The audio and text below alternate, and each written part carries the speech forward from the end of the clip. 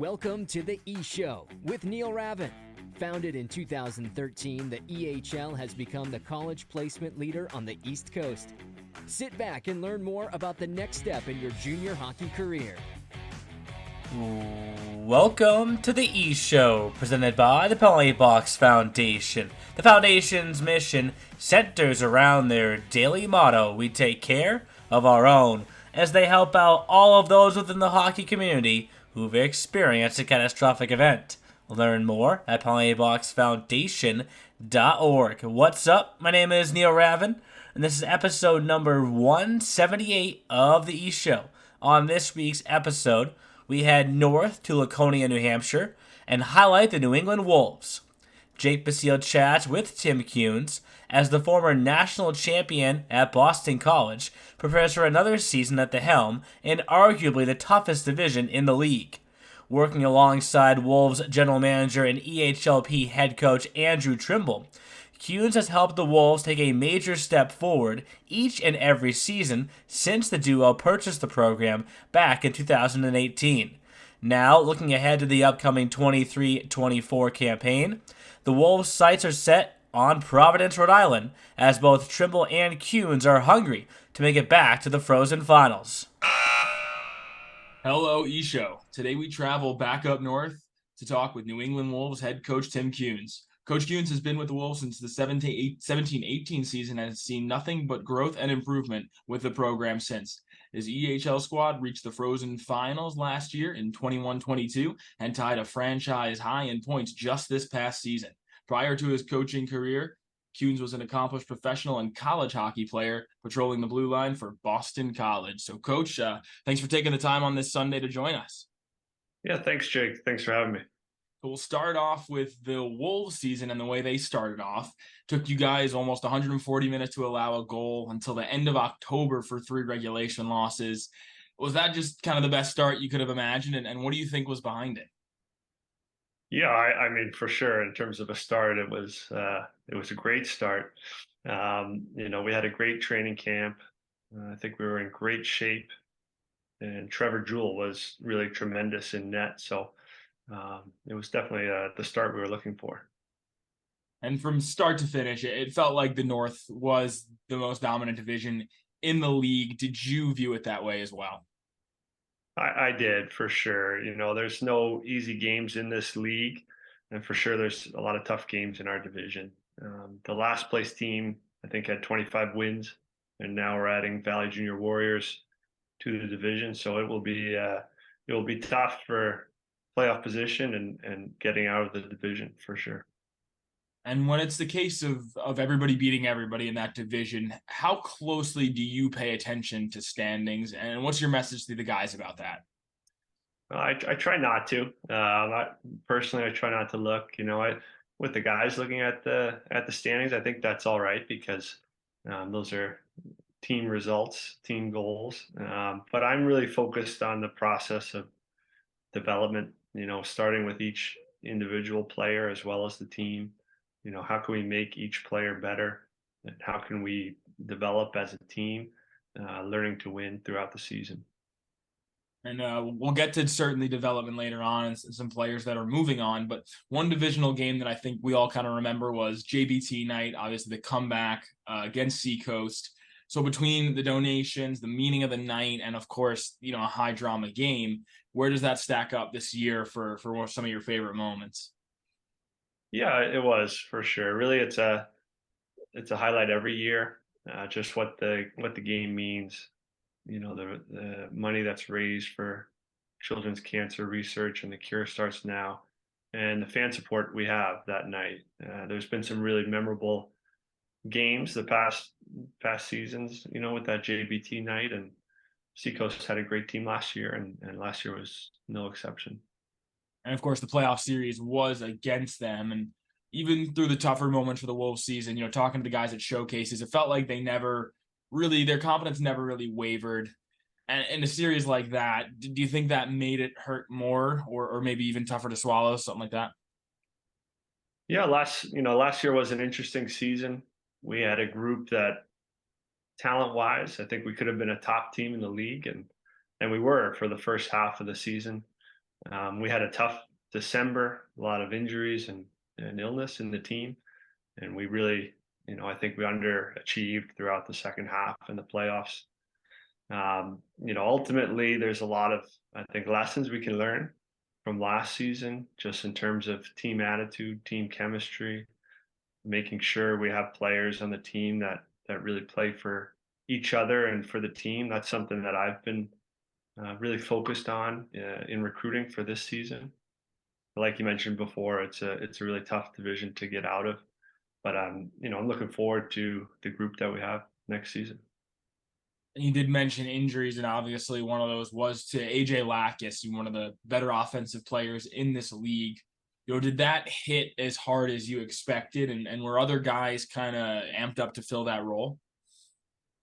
Yeah, that's one of the guys who was injured midway through the year in tough December. I think that's no coincidence that AJ got injured and the team went through a tough stretch. But it was nice to get him back there at the end, and glad he's healthy now and ready for a big year next season. Yeah, big year for sure. Wearing a letter. The letter C will be on his chest. He's a 3-year Wolves player, one of the most gifted scorers in the league, but he's a high intensity player. So what are some of those intangibles that he brings that earned the C for him? Yeah, he is for sure. And, AJ brings a lot, like incredible toughness and work ethic to our team. So he's a skilled player. He can score goals. Really, he's a leader, a guy who leads by example, just in terms of how hard he plays the game. And, I know he'll be not only a great player for us, but he'll be a really good college hockey player, and he'll also be a great example for the younger players on our team and in our program. Another 03 last year that was a big offensive player was Nat Peretz, but he's not coming back. He's moving on to college. And although scoring wise, it's a big loss. We talked about earlier, though, it's the goal of player development in this league. So, what do you think makes him ready for the college game despite having that, 1 year left of eligibility? Yeah, Nat Peretz was a really good offensive player. Heath Mensch, a really good offensive player. Those guys were really keen to move on to college next year. So I'm happy we could help them accomplish that. And another big moment for the Wolves last season was when Trevor Jewell wasn't even wearing a Wolves jersey. So what was your reaction when you saw or heard the save against Nazareth? Yeah, I did see it. I think it was a great moment for the league. That didn't just show Trevor's ability, but also the strength of the league. And Trevor's another guy who is a great kid and great player, and I know he's going to have a lot of success at Brockport next year. Did you shoot him a text or give him a call or anything after you saw the save? Yeah, for sure. It was a cool moment for Trevor, for Eddie's Gregorios was the other player there. So, ultimately, it just speaks to the level of the EHL of our league. And as far as your defensemen go, there are going to be a couple guys we know are coming back for next year. Jackson Haskins and Marek Herda are both back. So what kind of jump do you expect from them for year 2 in junior hockey? Yeah, I think they'll be 2 top defensemen for us. They played in the top 4 last season. I think they're going to take another step forward. 2 different players. Marek Herda is a 6'5" defenseman with a lot of skills at the offensive blue line, and Jackson Haskins is really a terrific skater who plays at both ends of the rink. But they're 2 guys who really fit into our culture and the character we're looking for next year. Herda is one of multiple players on the Wolves that are from international locations. You'll have even more coming in next year. So obviously there's a comfortability factor there with guys coming from a new country. So what are some things the Wolves focus on to get them acclimated?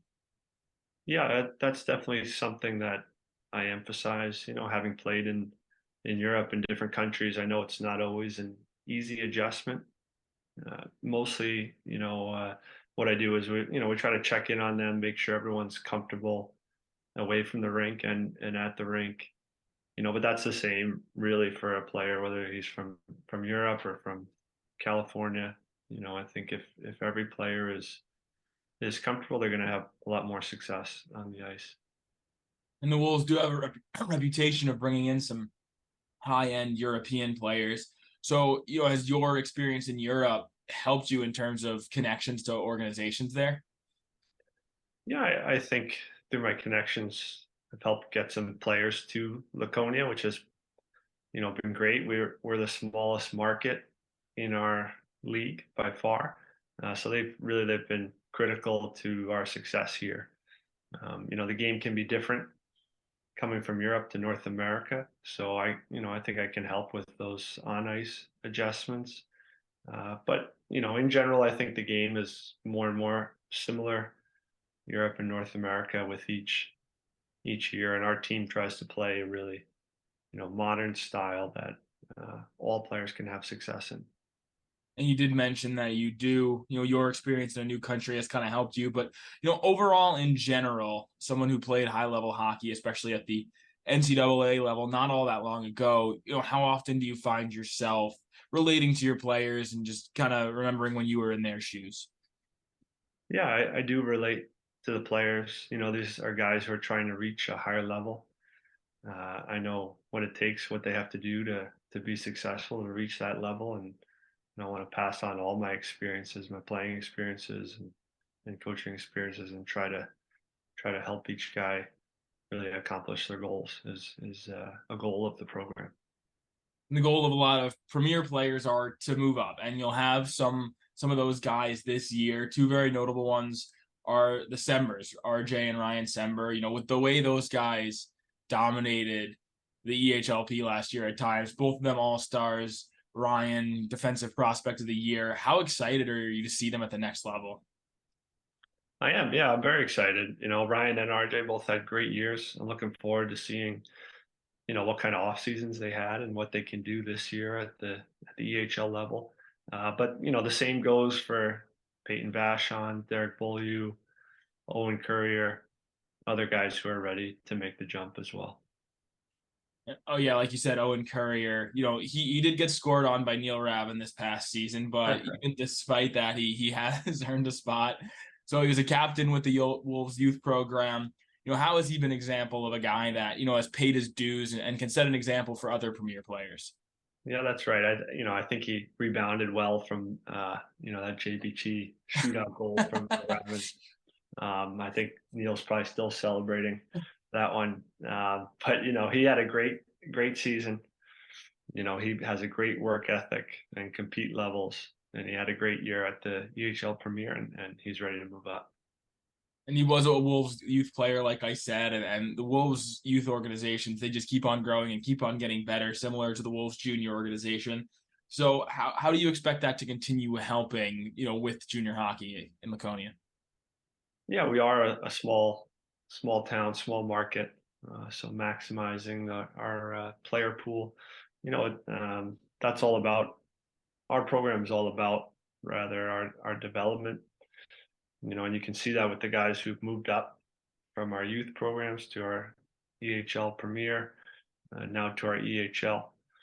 I'm also the director of player development for the Wolves organization, so I've been on the ice, running skills practices and helping them move up to the next level. So there's a lot of familiarity within the program, and with the guys and myself, and to have guys climb the ladder is a goal of mine, and help them reach their best level, and ultimately college hockey would be the greatest success for us.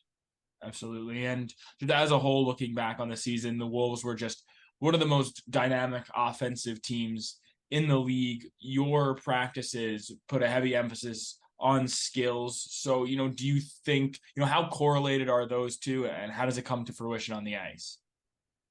Yeah, I think there's a direct correlation. We're on ice twice a day. We have a skills practice every day. Like you said, we've had one of the higher scoring teams the last few seasons. My personal belief is that every player can get better during their time here. And if everyone has a focus on improving their skills, improving their game, ultimately the team is going to have more success too. So It's definitely paid off and been a reason that our entire program, I think, has had success here. Mm-hmm.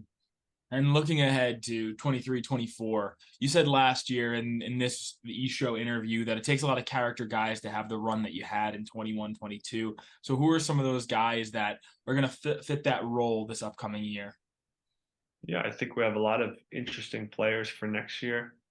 I'm hoping to have a full team of character guys, but some key guys could be like, returners, like we mentioned, Lacus and Haskins and Herda. Some new guys who should be leaders could be Nick Theodos, Matthias Johansson, guys like that should be really good players in our league and leaders for us. We know from social media that Merrill Fay is getting some upgrades in the off season. Are you able to give us an inside scoop about what this next group of Wolves has to look forward to? Yeah, some improvements going on at the arena, so it will be an interesting season for sure. We just encourage our fans, best fans in the league, to come out. Saturday night in Laconia is always a big highlight around here. So really, it's going to be a great year, and I'm really looking forward to getting started. It will be, and we cannot, talk about the Wolves and not talk about the community impact that you guys do have in Laconia. Your benefit schedule has been released, and I think you guys added another event today. So thinking about, yourself and the management, the coaching staff, as well as the players and the community, how beneficial is what the Wolves do to all of those groups? Yeah, I think, like you mentioned, the different benefit games that we do. This is a small community, especially during the hockey season. So to be involved, I know myself and Andrew Trimble, our GM, we always emphasize that, and I think it's something that the community can benefit from, but also our guys can take a lot out of it as well. So that's definitely something that's very important to us. Well, we're looking forward to another year of it. Thank you so much for taking the time to join us. We'll see you at the Worcester Showcase, and we'll definitely see you on JBT night again. Awesome. Yeah, thanks a lot, Jake. Thanks for listening to The E-Show. Learn more at easternhockeyleague.org and follow us on Facebook, Twitter, Instagram, and YouTube. Also, be sure to subscribe and get notified when next week's podcast is released.